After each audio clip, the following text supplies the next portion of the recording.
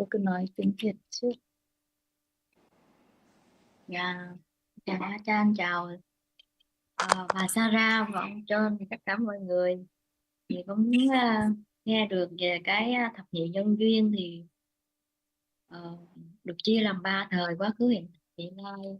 Thì tôi muốn được nghe thêm những cái mối liên quan tương sinh như này như thế nào.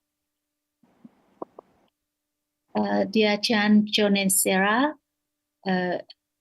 the teaching on Paticca is spread on the three times, the past, the present, and the future. So I would like to understand the connection between these links and the three times.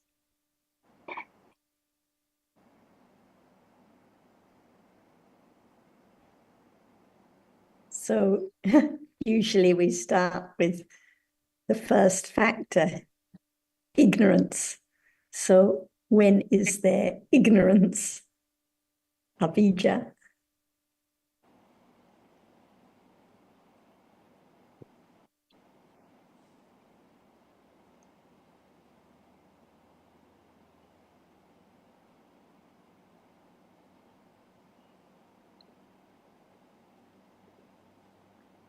If avijja had not been accumulated in the past, would there have been any birth in this life?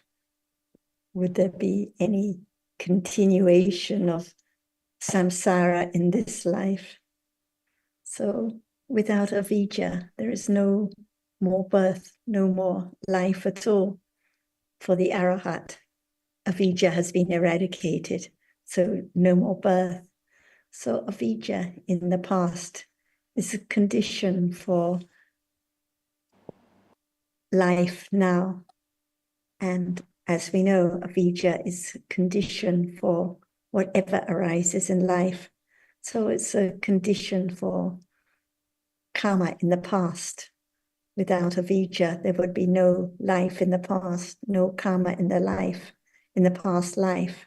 In other words, sankhara, in this context, sankhara refers to different kinds of karma, kusala karma, akusala karma, even karma of jhana and arupa jhana, chittas, that brings about birth in this life.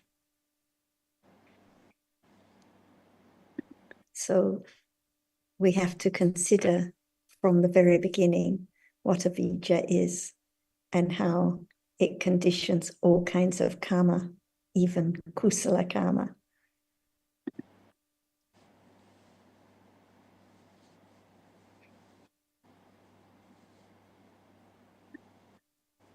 And then little by little, we have to consider each detail, each factor, and what is meant by vijnana in this context, conditioned by karma.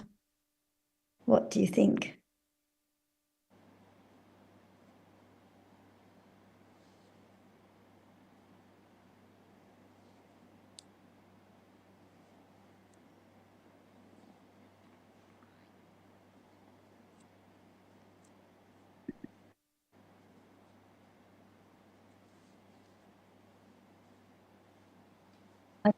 Patisandhicitta. And yes, so the first chitta of life, vijnana here, refers to patisandhicitta, conditioned by past avijja, past karma. So the patisandhi in this life is then present in this life, and the various realities that arise, for example, the kamaja rupa dhammas and the cetasikas that arise together with that patisandhi citta conditioned by the past karma are also the dhammas that arise in this life. And then, of course, we continue on talking about other kinds of dhammas, other kinds of ayatanas meeting together, other kinds of phassa, Vedana, Lobha. These are all different dhammas that arise in this life, conditioned as a result of that past karma and past sankhara that conditioned the patisandhi in this life. And sometimes people misunderstand. They think this is one and then the next. They think there is the vijnana, the patisandhi, and then after that there is nama rupa, and after that there is ayatana. But it's not like that, because the Cetasikas and the Kamaja Rupas arise together with the Patisandhi, and even at the first moment of life, there is the meeting of ayatanas at that moment and throughout life. So actually, we have to consider each word, each term more carefully. This is just a little introduction for us to consider a little more carefully about the different dhammas involved. And it's daily life now, what we're talking about, the various ayatanas, the phassa, the vedana, the attachment, all are realities at this very moment in life, ready to lead to stronger attachment, more karma, which will bring more results in future, on and on, all because ignorance, avijja, hasn't been eradicated. So I'll pass to Ajahn, who will have more helpful reflections to add, and I'm sure she will have more questions for the sister too. Do we have to mind about the word like Patijasmupada? Because the most important thing is understanding the truth of what is there right now. From the very beginning, understanding that it's there by conditions because no one made it arise at all. But not enough understanding, because understanding what is said by the Buddha or what is there read in the book, from the book, just about to understand what is there right now as it is, as it hasn't been known before. For example, even the word nama, see, we just understand that there is a reality which arises and experiences an object. That's why there is the world as long as there are the reality which arises and experiences it to be what is there, rolling on, paticca non-stop, past life, present life, future life, on and on, endlessly. But the teachings of the enlightenment condition a little more understanding, and the understanding itself let go of the wrong understanding and ignorance little by little. Imagine how many realities are there from morning up to now, uncountable at all. That's why just learn to understand one reality, so that when there is the understanding of that nature, there can be the understanding of that nature in different aspects too. For example, we use the word ayatana. It has to be a reality.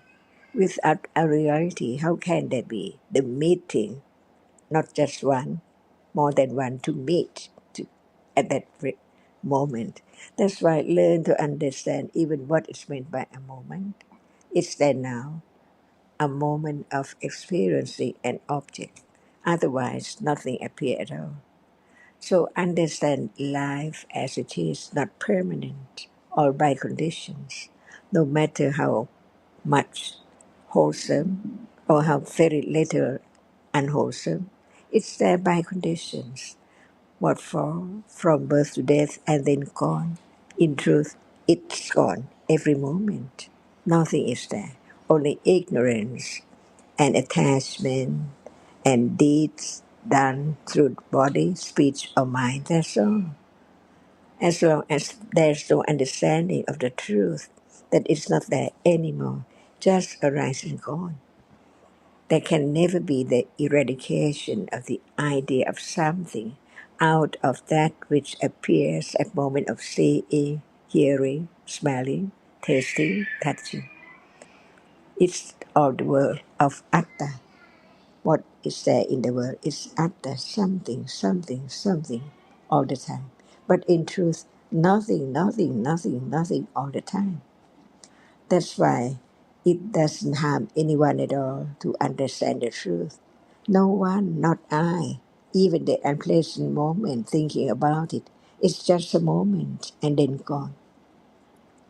That's why so many things to be learned to understand the truth, like seeing, it's there all the time. But without the word of truth, what is seen is not anyone or anything, only a reality which can be seen, and only that which impinges on the eyebase. What is there at the back? It cannot appear, no seeing, no experiencing of that. And what is there now seen? Gone, unknowingly, until it's clearer and clearer to understand the difference between what is there. It's not only one reality. For example, seeing is there. Seeing is not that which is seen. Just learn to understand what is there in life from birth to death. Each life, there are only the reality which arises and experiences the object, but they are in many form or characteristic like attachment is not ignorance, is not anger, all are there in life. No one at all. Just understand.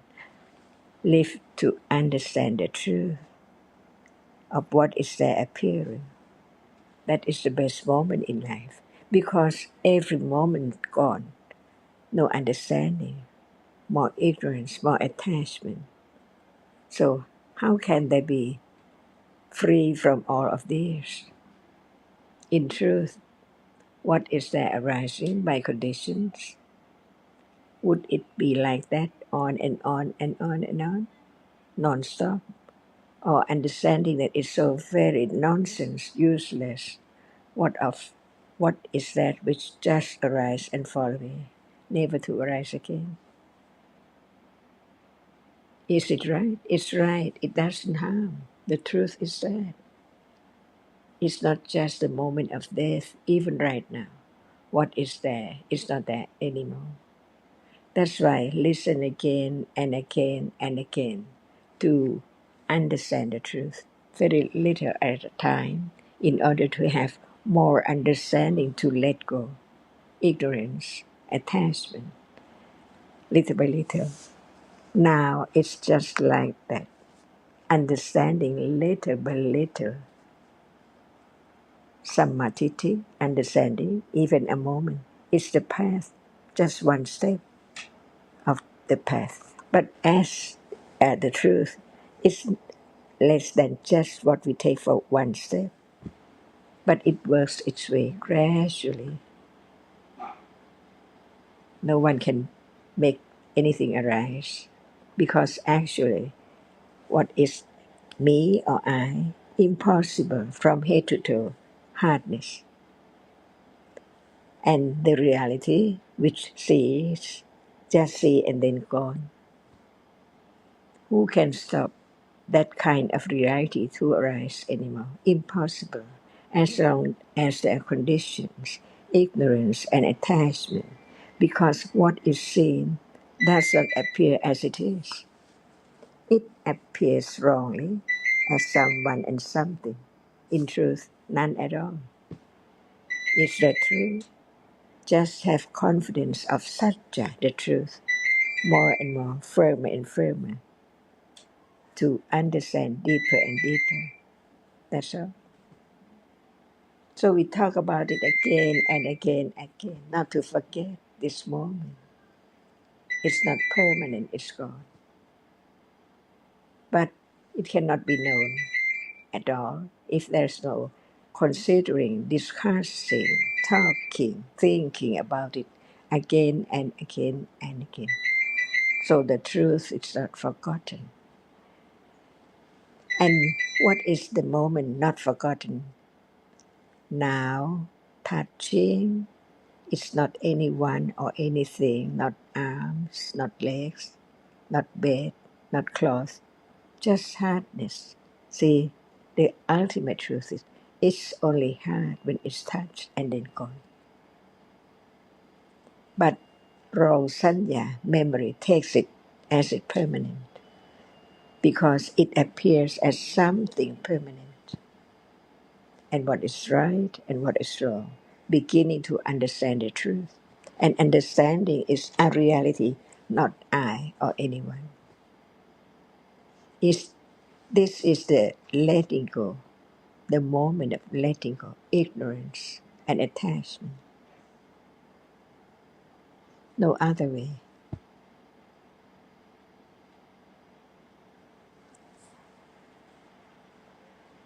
That's why what Buddha taught can be learned, considered, understood a little more all the time. Because it's right now, but it's not known that it's there. A reality, no one at all.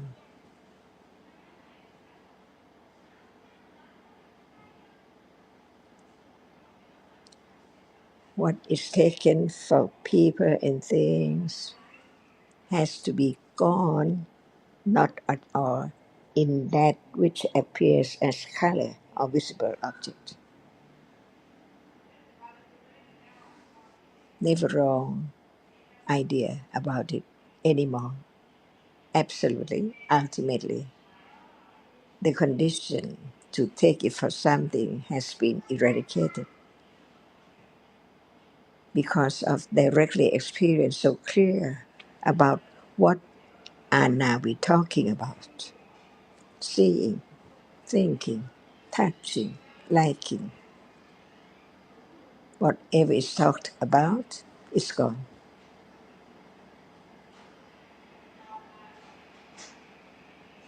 But we can learn about it more and more and more until it appears as it is.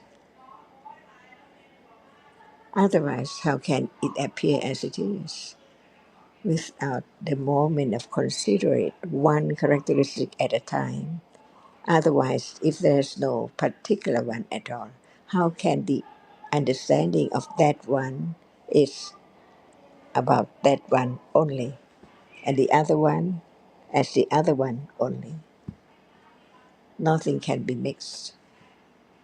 Even they arise together, they cannot be mixed,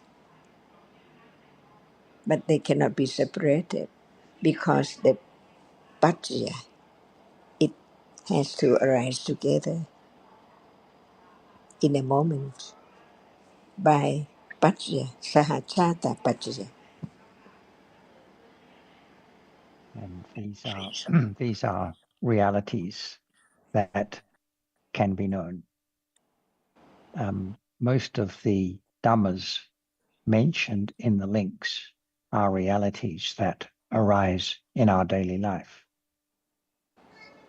So the beginning of the understanding of paticca samuppada, dependent origination, is the understanding of realities that are now arising and possibly appearing. Just for example, looking quickly at the links, vijnana, consciousness, avijja, ignorance, nama rupa, the six sense bases, phassa, contact, vedana, feeling, tanha, craving, upadana, clinging, bhava, the wish, the process of becoming. So these, apart from the last mentioned one, are everyday realities. And in a sense, the paticca samuppada, there are aspects of dependent origination that are present at most moments of our waking life. But first of all, as a general thing, a general description, the dependent origination talks about how one Dhamma or one kind of reality conditions another, and by what conditions it does condition the other reality. So one Dhamma conditions another Dhamma by this condition or that condition or both. And that's why it's called dependent origination, because the factor that is conditioned is being caused to arise, origination. And it is being caused to arise by virtue of a particular condition, thus dependent or conditioned. But do we understand what the whole chain of conditioning is about, starting from the first conditioning reality to the last conditioned reality? Is it something to be done, or is it a description of what is happening?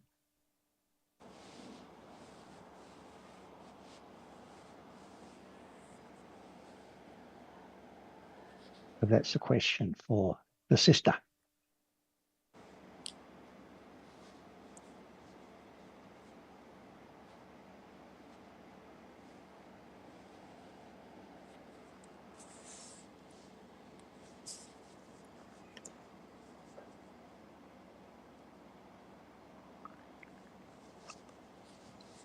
So, is it true? As long as there that it is avijja, there must be sankhara. Condition just one reality of the paticca at a time. So there can be firm understanding, firm confidence of conditions. With avijja, can there be sankhara? And as long as there is still avijja, there must be sankhara. Learn about the truth of each word, each condition.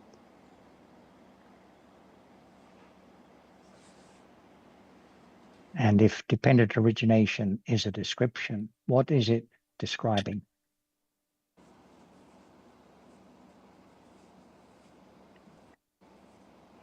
Dạ, Another question for the sister. đang mô tả về pháp sinh khởi. Is the description of what arises with the Dhamma which arise. Well, that's a description of a link, one particular link, but all the 12 links, what are they describing, taken as together as a whole?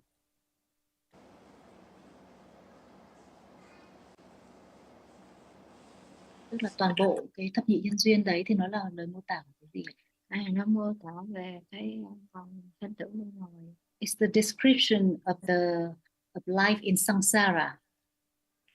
Yes, it's a description of what keeps us fixed, what keeps us bound to life in samsara.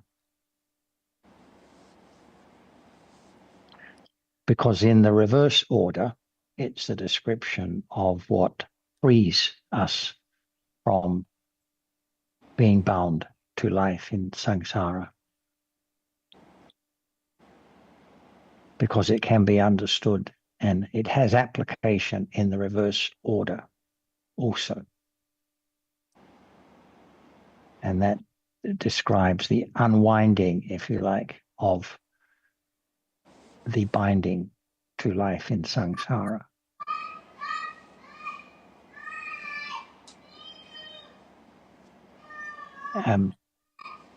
And that's why it's very deep and subtle and not easy to understand.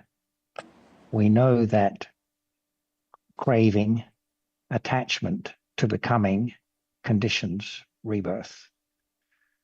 So it's expressed in a simple way, that's enough. As long as there's attachment, there will be rebirth. But that doesn't tell us that the actual relationship or means by which that has effect. And dependent origination does that. It explains the thread of conditionality that happens, that causes us to continue to be bound to life in samsara. That's all. But it can't be understood just by coming to learn the different links and the names of the conditions that apply to each link. It will be understood by panya as panya is developed. The panya that is insight, that has conditioned realities as its object. So the verification of the truth of dependent origination is a long, long way from where we are at this present moment. But as Ajahn said, there's no harm in considering it in a conceptual or theoretical way, as long as one appreciates that it is going to be just theoretical knowledge for now.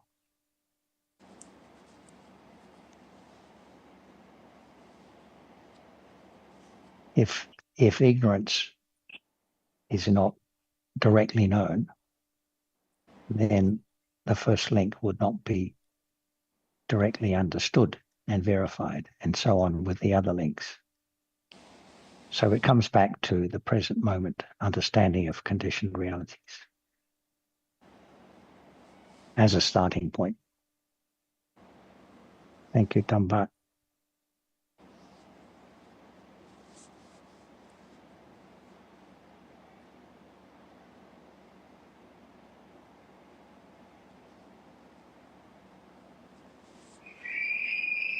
anh muốn hỏi thêm ông, hồi nãy ông trên giải thích có cái đoạn là cái điều kiện và cái yếu tố nào để tạo cho các duyên đó nó sanh khởi, thì con muốn ông giải thích thêm về đoạn này. Cái duyên nào cho các pháp để dạ. She would like to know the particular conditions that make those links to arise, how they are linked together.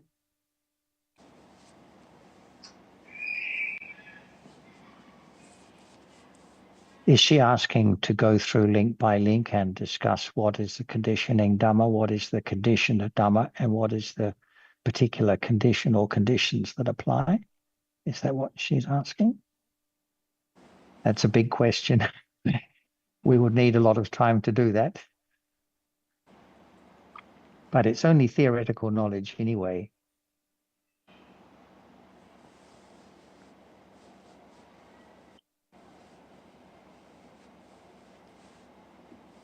We can just discuss. Wait, she's translating.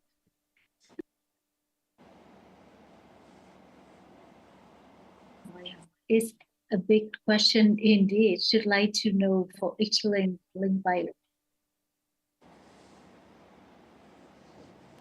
So let's start with Avijja. Let's ask her, let's have her understanding first.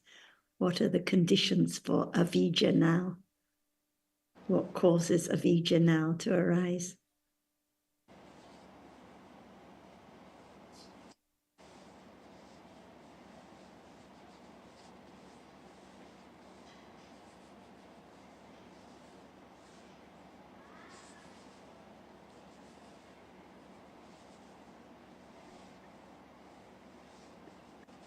Cô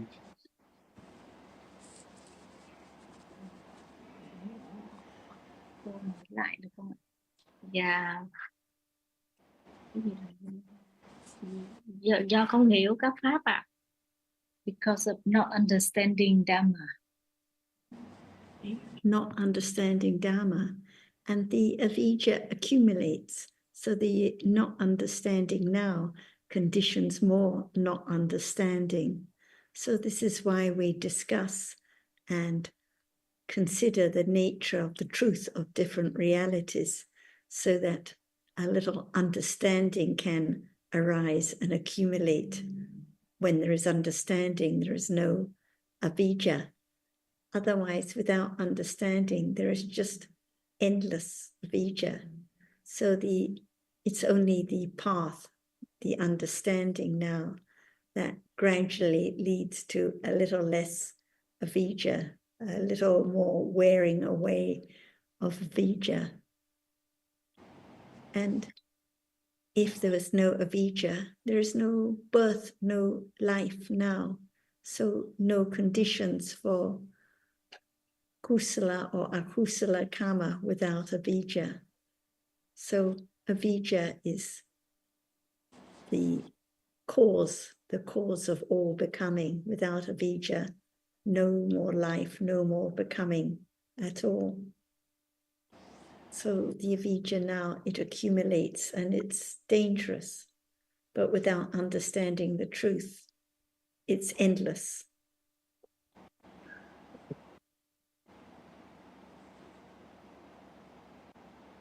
And so without avijja, no conditioned dharmas can arise in life, because there cannot in the past have been any, without avijja, no karma to condition birth in this life once avijja has been eradicated.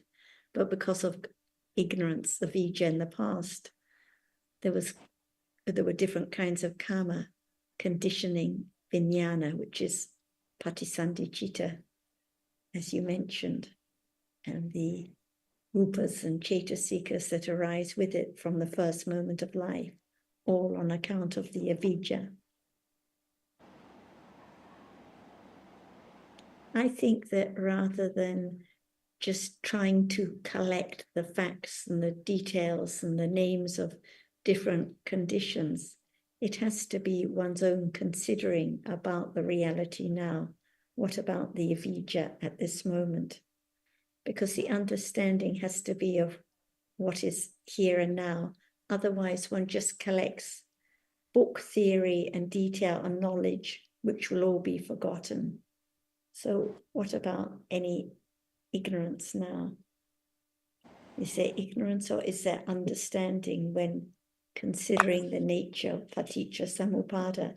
If one just learns the Pali terms and the details, is it with understanding or with ignorance? It can all be, all the details can be collected like any other subject with ignorance too.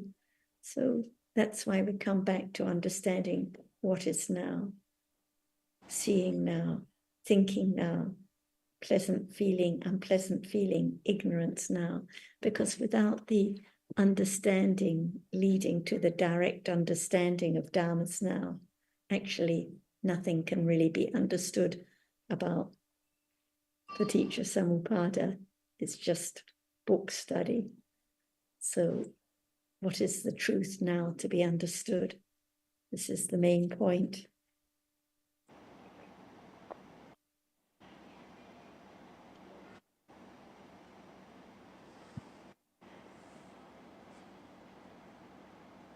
Otherwise, we just work hard to know the story of the details, but forget about what life is now, just different dhammas, all anatta.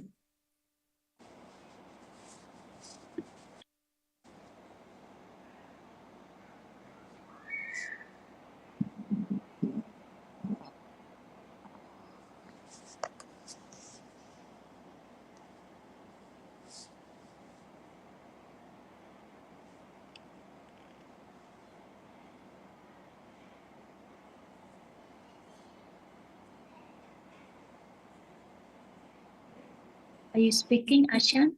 We don't hear you. Can Paticca be summed up into the circle of birth and death?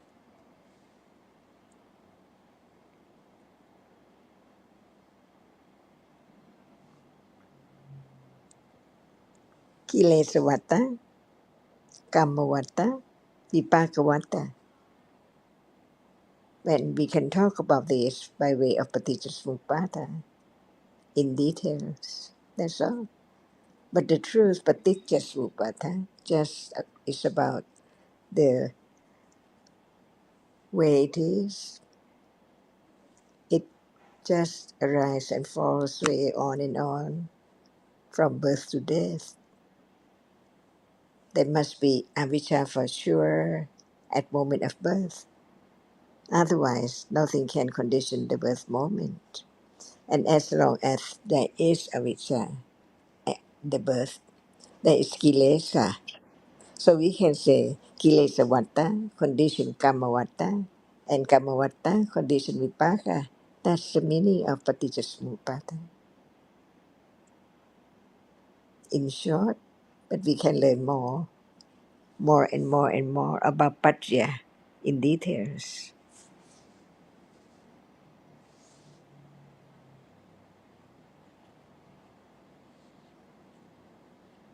Is that right? The circle of birth and death. Kilesa is there. Condition karma. And karma condition vipaka. Kilesa vata, condition karma vata. And karma vata, condition vipaka pata. In short. But we can talk about each one in details. For example, avijja, what moment? When it does not arise with lopa and dosa, and when it arises with lopa, and lopa with wrong view, and so on, or mana, and so on. These are the kilesa. So it is kilesa. Condition karma. Without kilesa, there cannot be karma. Right? And when there is karma, there must be the result, vipaka. And as long as avijja and kilesa is still there, it conditions karma on kilesa vata, karma vata, vipaka vata, and kilesa vata again, and karma again, karma vata again, and vipaka vata again, on and on and on, non-stop. And that is the paticca samuppada. And when it is explained about paccaya, what avijja, condition sankhara, by what paccaya, to have more understanding, to let go the idea of self or something. So now we're talking about avijja. As long as there is avijja, it conditions karma. And as long as karma is not eradicated, it conditions vipaka by what paccaya is linked to understand more, that's all.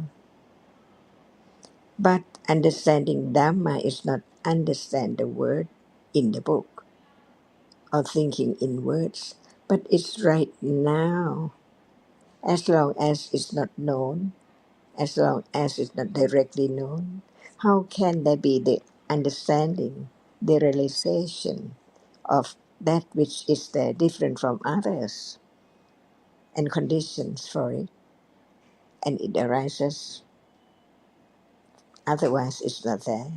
And as soon as it has a reason, it falls away. Learn to understand the impermanence of whatever arises by conditions.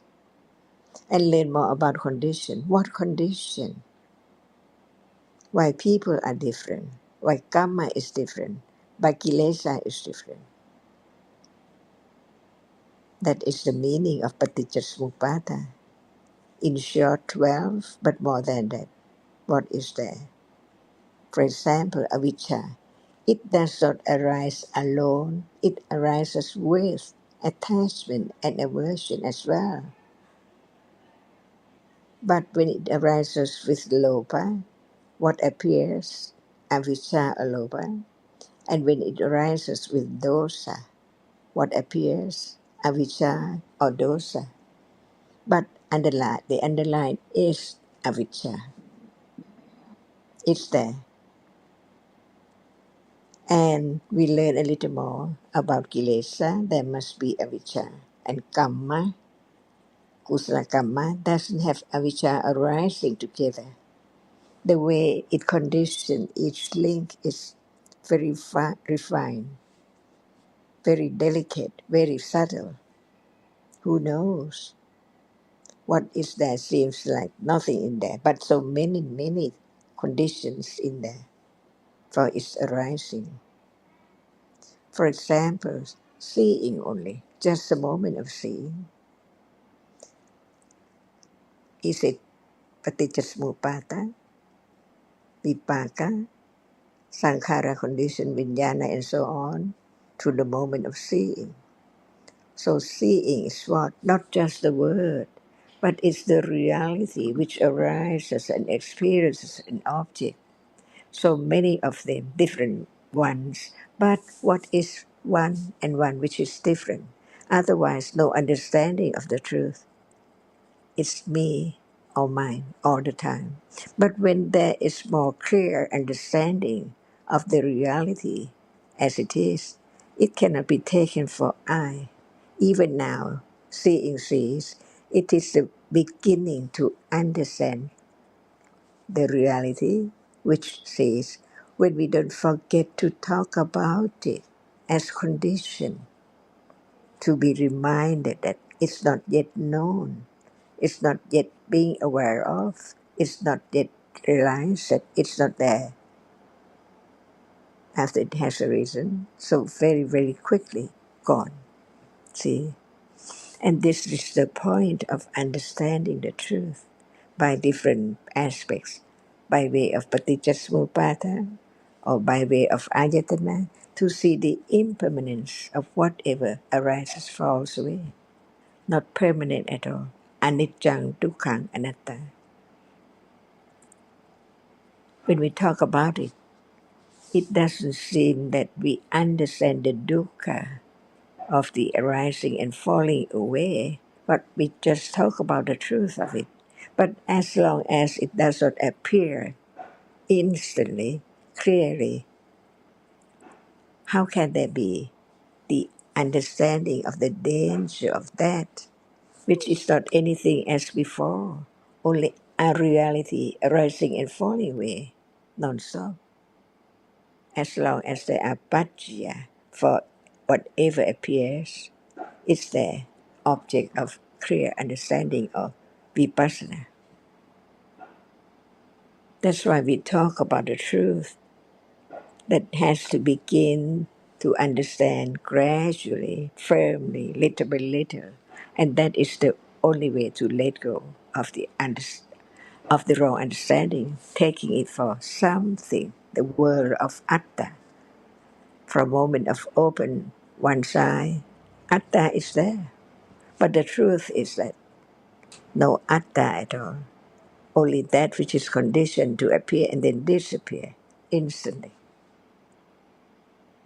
And that is meant the Buddha enlightened the truth, so he shared and taught the truth for anyone to develop the parami so firm enough to realize the truth by anattanas. No expected, no expect at all. For example, what is thought now is not being expected before. Learning to understand a very, very deep reality as it is. See so deep because it's not there now. Each moment is gone. Because while we are talking, there is seeing. It doesn't seem that it's gone at all. It seems like it's there all the time. What is right and what is wrong. beginning to understand the very subtle truth by way of Paticca kilesa, how many different kilesas in a day, condition karma, whether it is akusala karma or akusala karma, or not yet the level of karma, but the level of very slight akusala. Learn to understand the truth of life in each moment until there are moments, conditioned suddenly, instantly by conditions, realizing what is there, unexpectedly, what is there to be realized because it's not yet arise.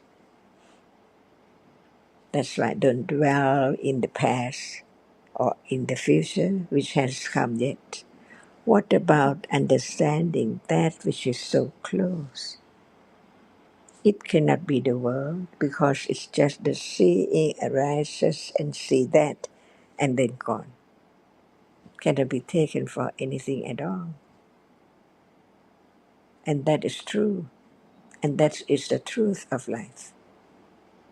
The truth of any reality, any moment. It does not last at all. It's gone all the time. So it's not just the word, it's gone all the time. But it can be realized. But not by expectation or by just only consider or reading the book and consider it because it's there. Learn to get closer to understand what is there right now. We learn about seeing, but it's not yet moment of directly understand the reality which sees. We learn about attachment. It's there almost all the time. Only the object of attachment appear. What about the attachment itself, which is not ignorance, which is not passa, which is not cetana? That's why we learn about the truth in order to have the understanding enough to not go wrong. There are different realities. What are the way? There's Maka,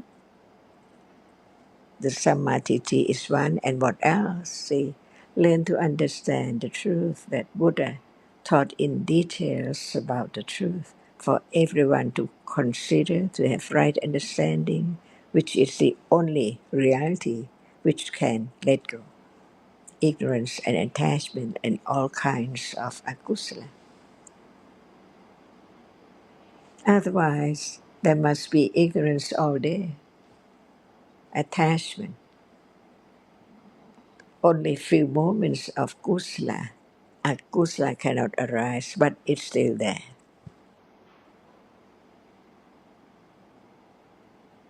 And added each moment of akusala moment.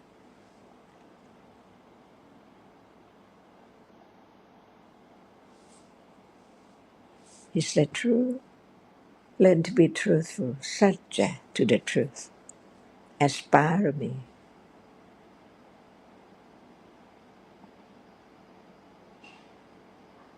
Until it's from time to time, not forget thinking about it suddenly by conditions.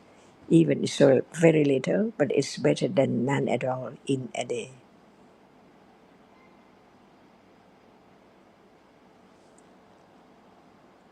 Is this Paticca?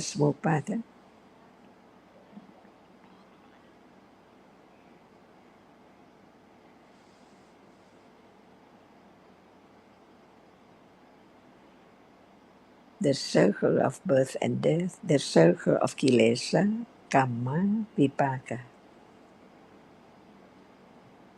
Kilesa vata, kamma vata, vipaka vata.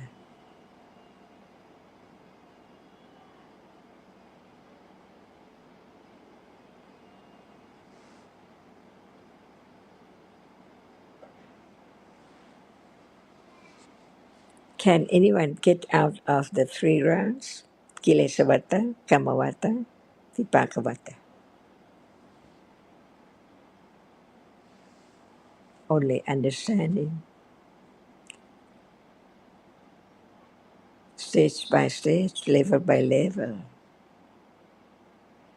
to let go, not to try, see, not to have intention, cetana, is wrong. That's why it's so very subtle in a day to understand what is there, which is not right, which is wrong. Even a moment of thinking with the idea of self is wrong. Otherwise, how can it be eradicated? If right understanding is not sharp enough to understand what is there lurking, even very slightly, how to have the wrong understanding of self be eradicated, absolutely, ultimately, never to arise again, no matter what moment in life. After it has been eradicated, it cannot arise again. Kilesa eradicated, stage by stage. So, without understanding this, how can there be moment of no kilesa, no titi? See, impossible.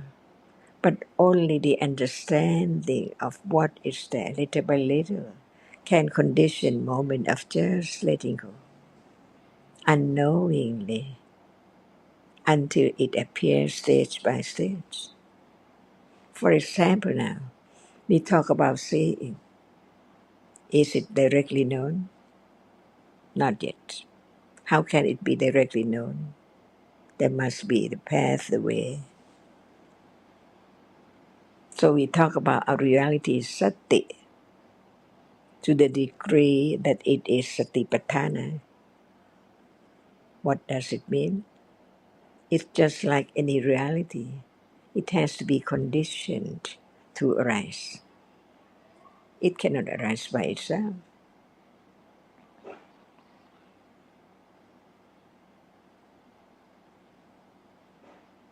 Learn to understand what is there in life, about what is there in life, until it's there in life now. Known by sati at level of satipatthana.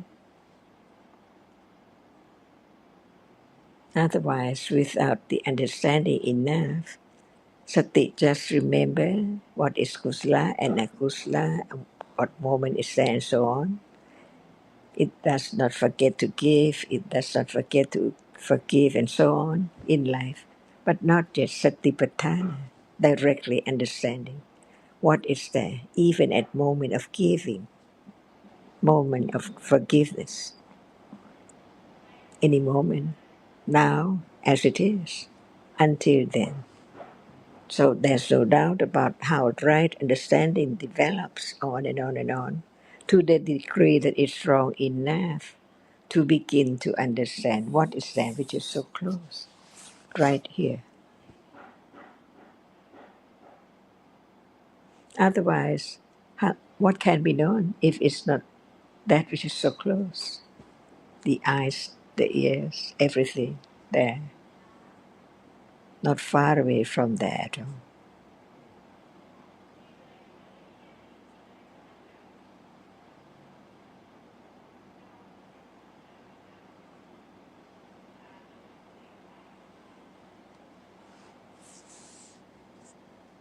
Is this paticca?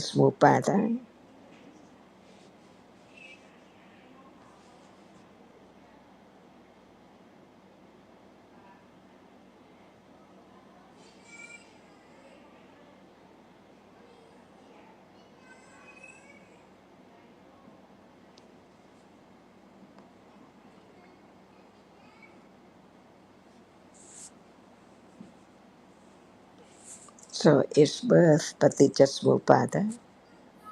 Is seeing now paticca? Every moment, conditioned moment, is satipatthana. It's paticca. seeing, phassa, vedana, tanha, upadana.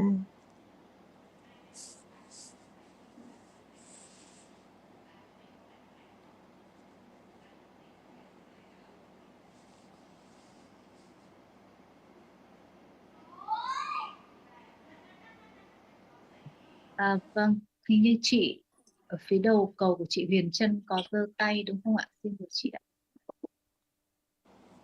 Dạ, vâng ạ. Chị có bật được camera lên không ạ?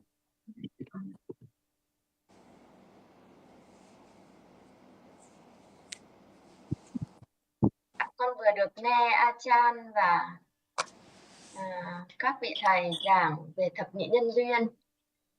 Thì trong tâm con có một sự suy xét là nó là ngay bây giờ. Như cái thấy nó chỉ thấy đối tượng thị giác, nó là quả, mà nó chưa được hiểu đúng. Bởi vì vẫn là một ai đấy hay cái gì đấy, nên vô minh đang là thực ngay ở khoảng khắc này. Và điều ấy cần được nghe và suy xét nhiều hơn, chứ không phải là biết thêm về những cái kiến thức về 12 vòng nhân duyên. Và cũng như thế, hôm nay con có đọc ở trong vi diệu pháp trong đời sống hàng ngày, con đọc về gia tụ phần giới. Và trong đó một bài kinh trong Trung Bộ Kinh, Đức Phật có nói về giới như thân này, nó giống như một con bò được đưa đến ngã tư đường và được mổ ra. Như thế thì cái thân mà mình đang cho là đàn ông hay đàn bà, thực ra thì nó chỉ là những yếu tố, những đặc tính. Điều ấy đã có ai suy xét về chưa? Nó là ngay bây giờ. Và như thế thì vô minh nó là khoảng khắc này nó đang hiện hữu, bởi vì không phải là đặc tính của cứng, không phải là đặc tính của sự chuyển động, hay là cái ấm cái nóng. Chẳng nhẽ nó là tôi. Và cái ý niệm của một con người, một chúng sinh nó đang hiện hữu. Thì con rất là vô cùng hoan hỉ khi nghe Achan nói về 12 nhân duyên chính là khoảng khắc này. Thì con có một chút suy xét như vậy và mong các vị thầy tiếp nối thêm, giảng thêm về cái vô minh ở ngay khoảng khắc này. Con muốn được nghe thêm nữa.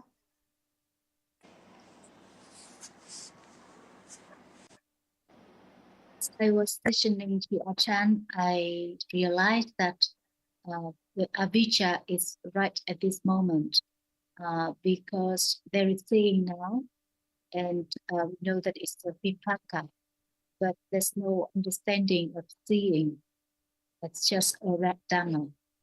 And it's more important to understand avijja at this moment, or any Dhamma at this moment, than learning the knowledge about the 12 links of avijja samudana.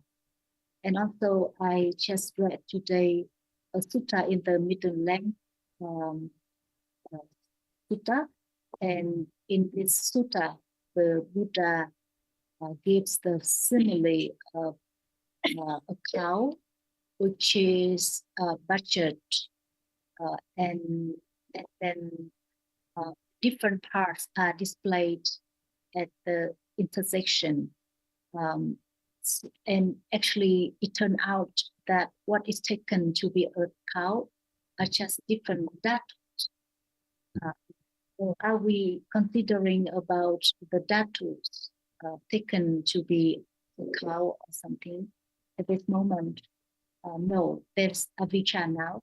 So I would like to hear more about avijja at this moment from our teacher.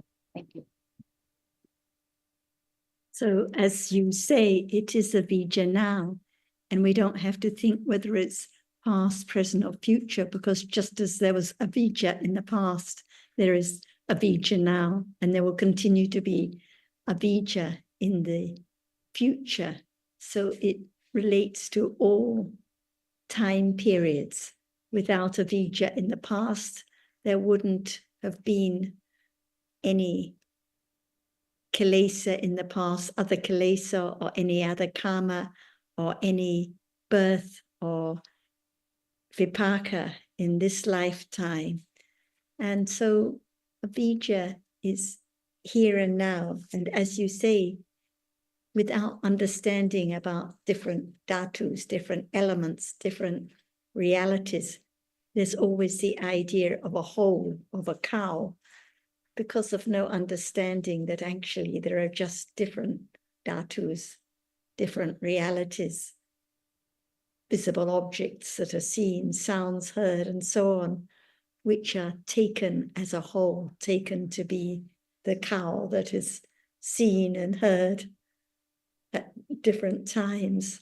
So even during a discussion, we live in a world of avijja, kalesa watu, as Ajahn said, which conditions more attachment, more kilesa of different kinds. And when it's strong enough, kama watu. And the kama watu conditions more vipaka, more seeing, more hearing, more birth, on and on and on. So I think I agree with you. It's more important to understand the avijja now, what appears now, what can be known now, what is covered up by ignorance, than to just try to memorize all the details and all the different conditions and all the different links.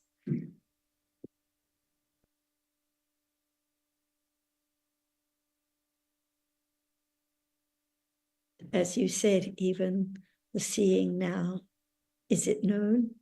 The hearing now, is it known?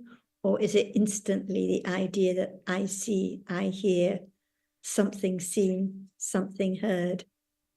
So understanding avijja, understanding passa, understanding tanha or upadana is not just learning words and what conditions what in context of paticca samuppada, but understanding Vedana now, pleasant feeling, unpleasant feeling now, attachment now, even during the discussion, attachment to sounds, to sights, to different feelings, even now. So there is kalesa watu almost every moment after seeing and hearing. Just a few moments later, ignorance is there, attachment is there. So this is the world of kalesa watu, conditioning karma when it's time, and more results. So birth and death, the wheel of samsara round and round, when ignorance hasn't been developed to the level of eradicating all kalesa. Without understanding, there can never be the beginning of the path that leads to the end of samsara.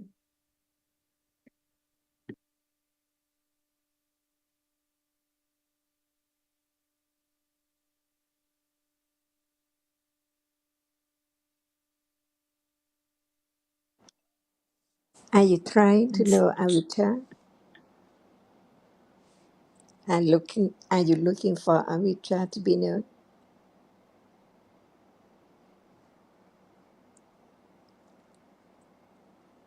Can it be known by looking for it? This is a question for Hun, the sister Hudran.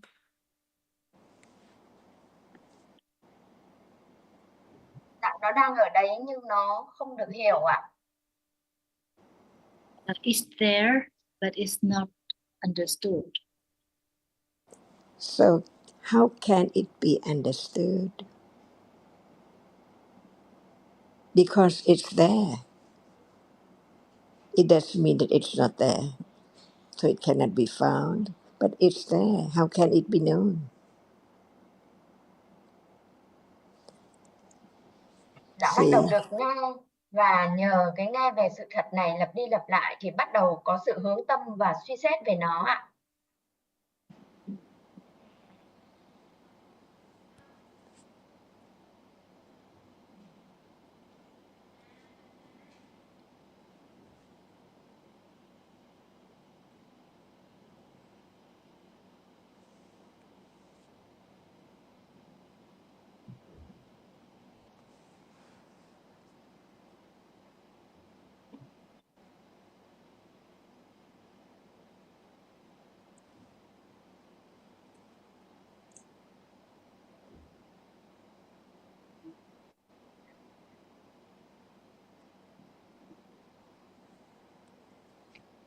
We're not hearing you, Ajahn. Did you hear It's not translated. I listen to the Vietnamese. I but heard the cannot sister, but not any translation. I just heard her in Vietnamese. We didn't hear the translation. Sorry, I didn't turn on the translation. Yes, she said that it's because of hearing and repeated hearing and considering about the Dhamma, that there are conditions to be aware of avijja when it's there. Can avijja knows avijja? Can avijja know avijja?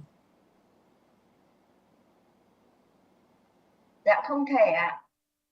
Cannot, Ajahn. So what can know avijja? Panya. Ở mức Panya, bậc học Ajahn. ạ. That's right. Without panya, no matter how much one tries, then it cannot be at the moment of knowing avijja, because it's not I or anyone. It has to be right understanding only, right? Dạ. So now, is there avijja now?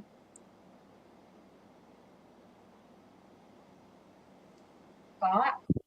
Không Yes, thấy được Ajahn. cái thấy đúng với bản chất của nó ạ. Because there's no understanding, seeing Not as you. it is. Not you, but understanding that seeing is not known, and that which cannot know is avijja.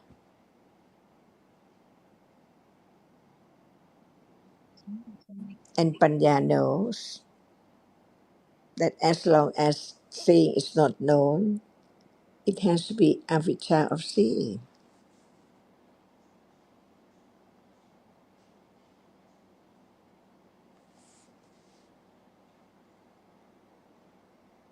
Or avijja about seeing, about everything which is not known yet.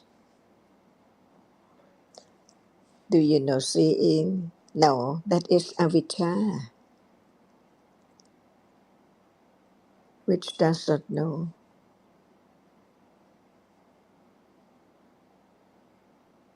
So if anyone just tries so hard to know avijja, when it's not right understanding, it cannot know. But what is seeing right now? See, what is the answer? Avijja or vijja?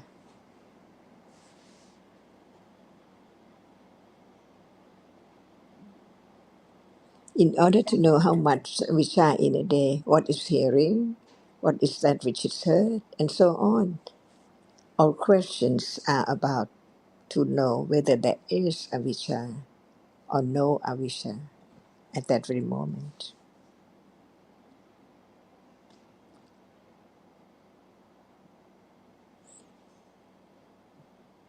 As long It's as quite, there's not vijja, it is avijja.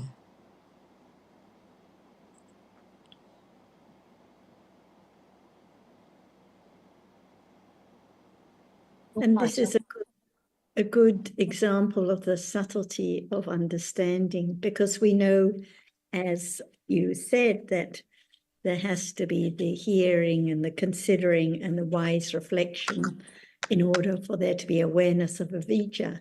But as Ajahn has been pointing out, as soon as one would like to know or would like to be aware of avijja or tries to be aware, it's the wrong path again. In another discussion, a friend was asking about another reality, ditthi, wrong view. And again, it was stressed how wanting to know it hinders instantly just understanding a little more about the Dhamma's anatta is different from trying to understand or wishing to understand. And it is so true that as soon as there's any wanting to understand a reality. It is avijja, and it is hindering, and often wrong view is there too. So it's very subtle, very deep.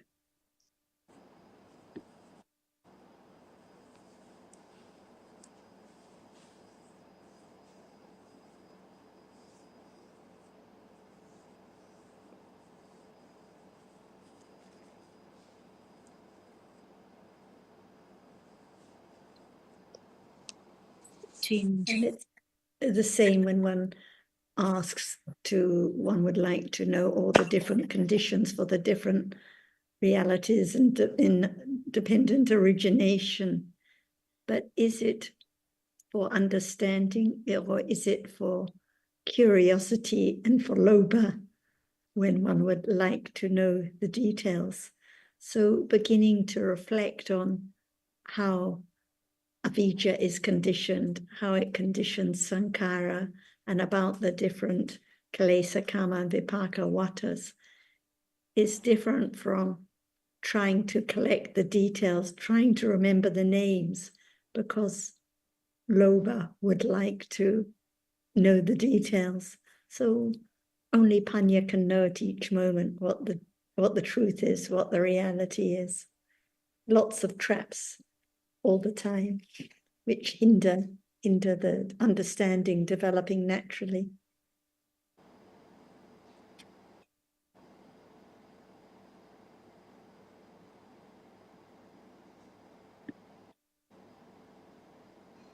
And can you say a little bit more about bhava? So it's two aspects of bhava.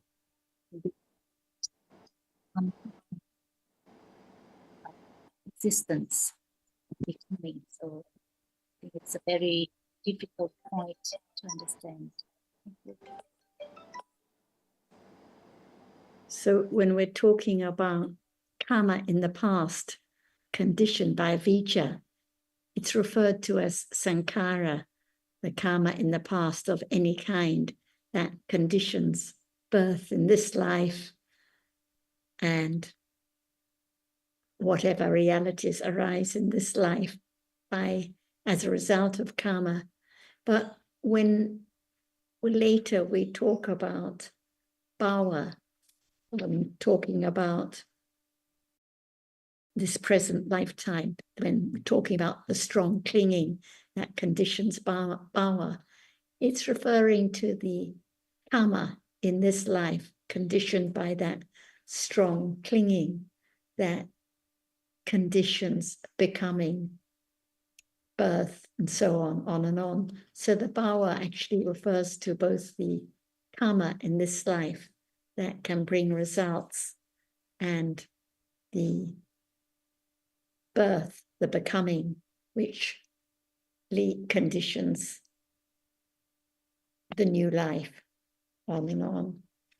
So two aspects to bhava. The first one referring to the karma, but perhaps Ajahn will add more.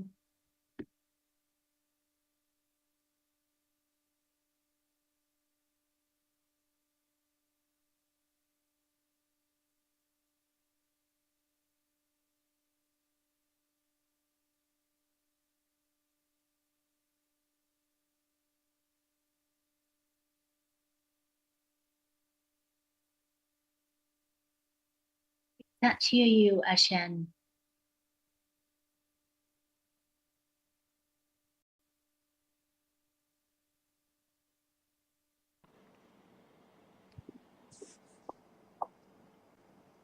คุณเอ็มว่าไงต่อให้หน่อย Now we can hear you, Ashan. Okay, thank you. Something wrong with my phone. Okay, now. Yes. Go ahead, Ashan. I didn't hear what you said. You please say a little bit more about the link bhava. So what is power?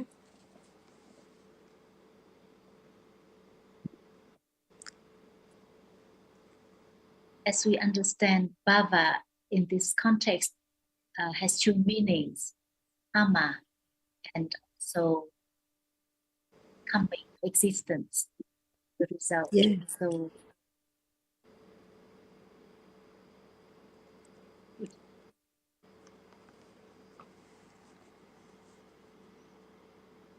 Can it be being?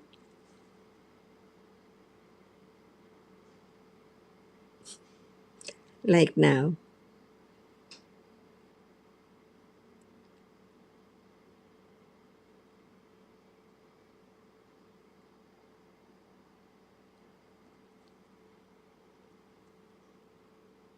Kama bhava, rupa bhava, arupa bhava.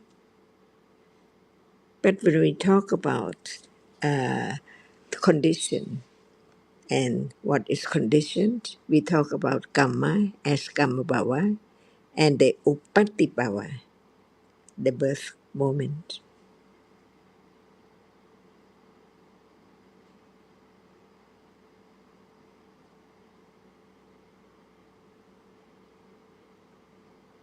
So there are two kinds by way of paticca.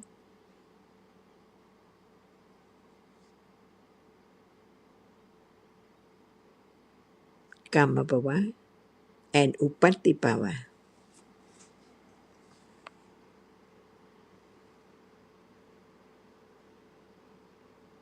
And upatti is birth.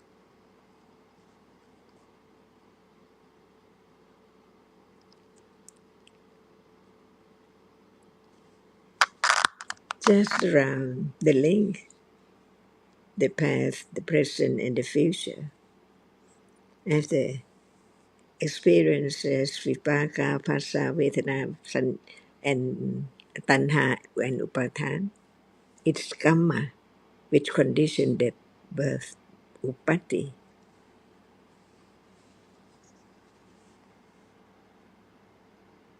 Without upatti, birth can be this life. So the karma bhava conditioned upatti bhava.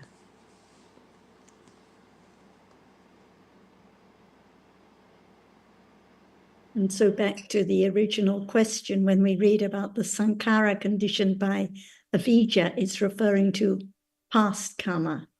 But when we read about the bhava conditioned by upadana, it's referring to karma in this life. But the bhava also refers to the second kind, upati bhava, which is birth in next life. So we see how interrelated they are, the past, the present, the future. Karma from the past conditions birth in this life and all that follows, and karma in this life conditions birth in next life, future lives, on and on. So these are the rounds, the Kalesa Wata, the Kamawatu, and the Vipaka Wata, on and on.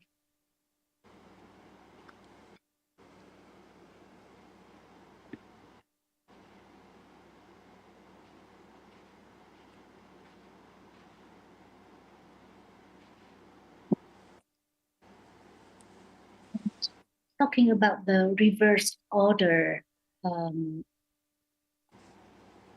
we know that many teachers say that the person starts with Vedana and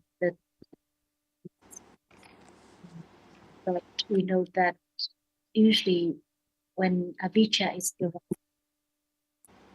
the whole mass of things cease to exist. So I think that's a good point to hear more comments.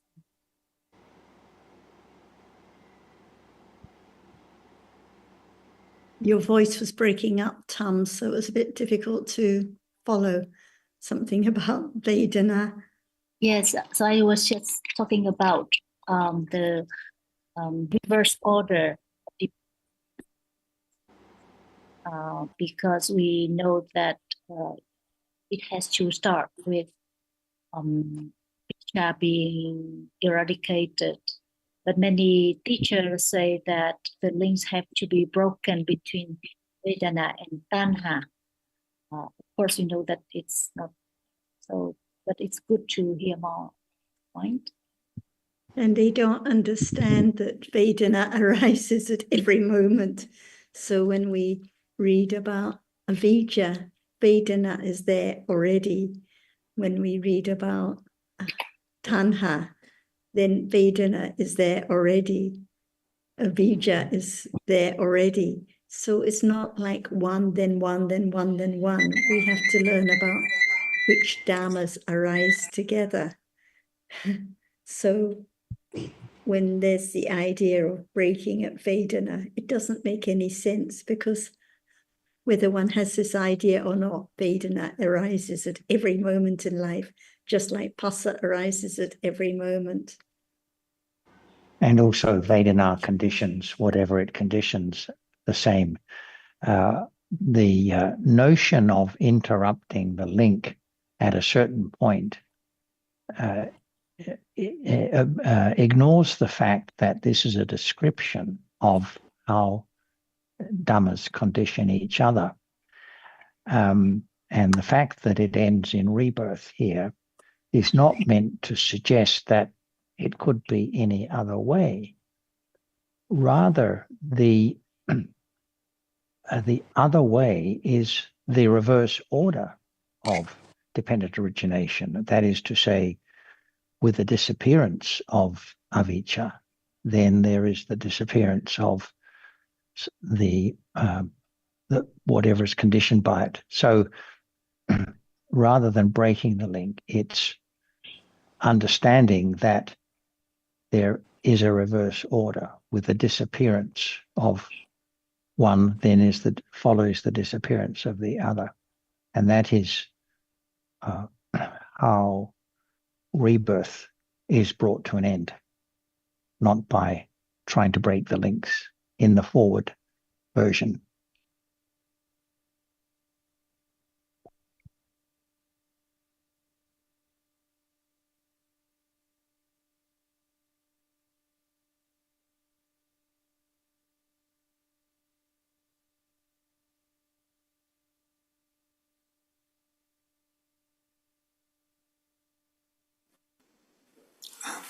If I just can add to what John is saying, is that the beauty of the teaching is that it's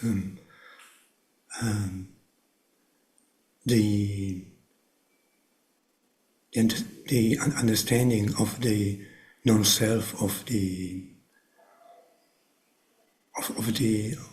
even of avijja, which allows to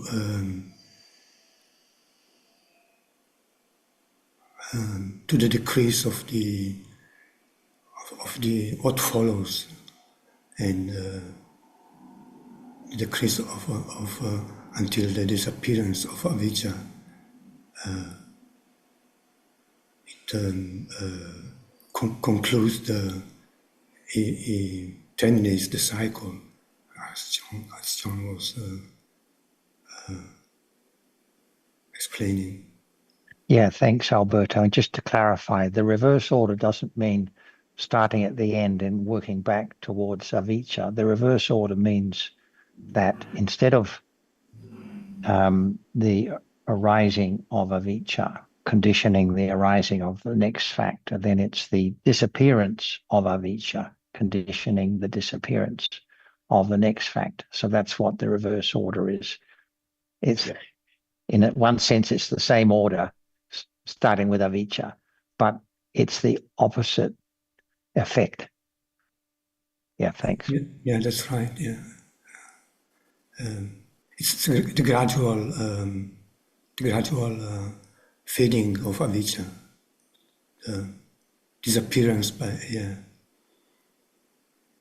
like you say, I think the term they use is non-arising. The non-arising of avijja conditions is a factor for the non-arising of whatever is conditioned by avijja in the forward version. Thank you.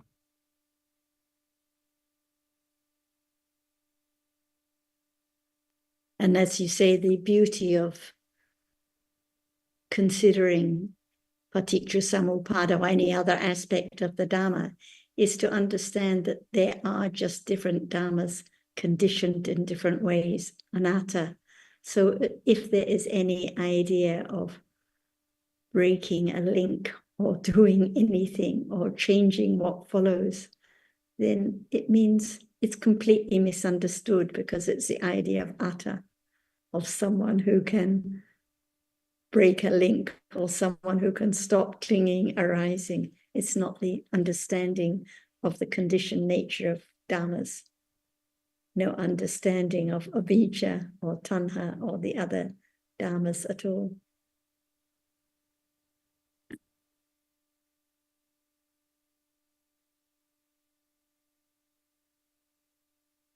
I think we just have a few minutes if Ajahn would like to add some comments before we finish. Any understanding of the truth is the way out of paticca samuppada, right? Otherwise, it has to be the circle of birth and death. Kilesa, vata, condition kama vata, and vipaka vata. That's why the paticca samuppada talk about the core of the birth of everything is avijja, no understanding of the truth. That's why it conditions such and such and such, even in the past and even now and even in the future. It keeps on as long as there are the conditions for whatever arise. And we understand condition by way of paticca samuppada because it's not only avijja condition, sankhara, by what conditions? Otherwise, it's not enough to let go, even considering the moment. But it's not I. But how? It's not I. Because it's conditioned by such and such, by different manners, by different ways of paccaya. That's all. Just learn the truth that life cannot end, because even after birth, there has to be, even after death, there must be birth.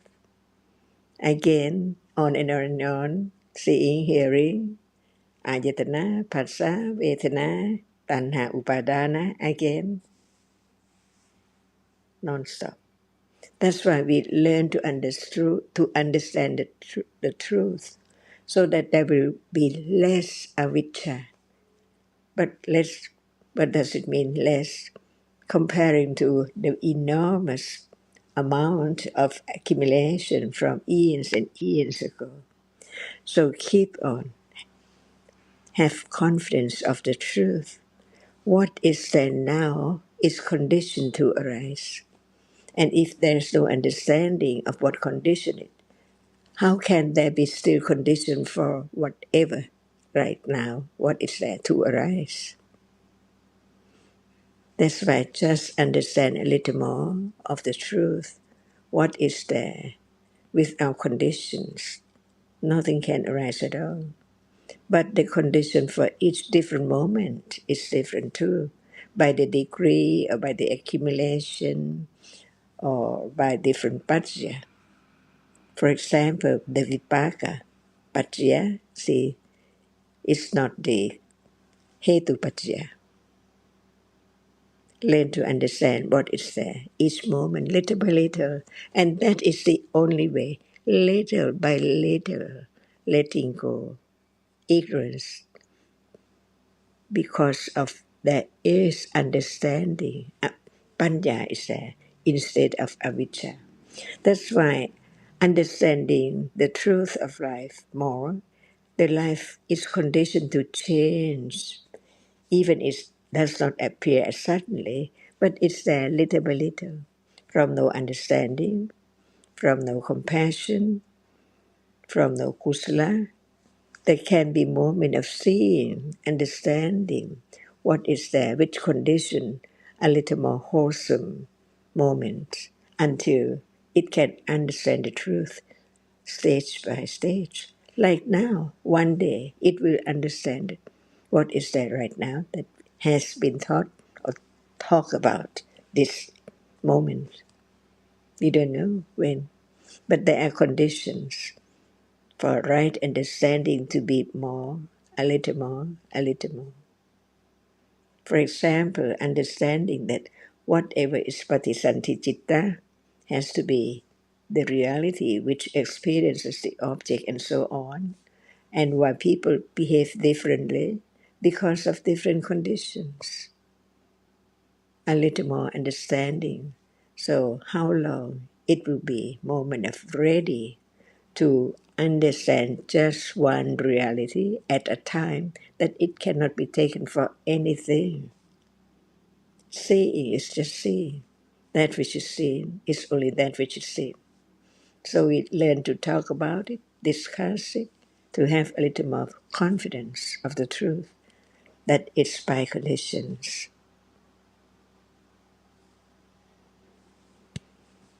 So now it's time, Sawadee Ka.